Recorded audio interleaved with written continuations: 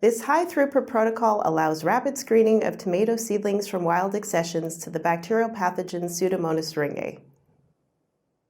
The seedling flood assay minimizes plant growth time and growth chamber needs, allows a rapid turnover of plants, and allows large sample sizes to be tested.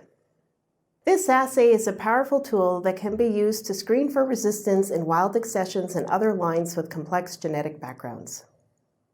The protocol provides specific directions for flood inoculation of 2 Pseudomonas syringae strains. However, it is versatile and can be modified to detect host resistance to other bacterial pathogens. Demonstrating the procedure will be Jana Hassan, a research specialist in my laboratory.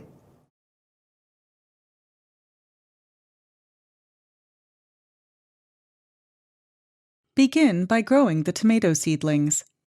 Place tomato seeds in a 2.2 ml microcentrifuge tube and add 2 ml of 50% bleach solution.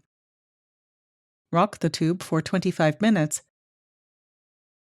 then remove the bleach solution with a pipette.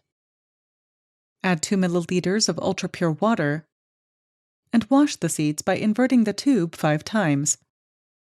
Aspirate the liquid from the tube and repeat the wash 4 more times. After the final wash, add 2 ml of ultra-pure water and pour the seeds into a sterile petri dish.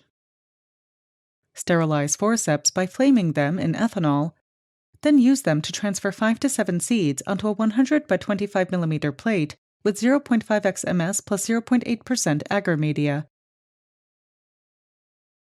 Seal the edges of the plate with surgical tape.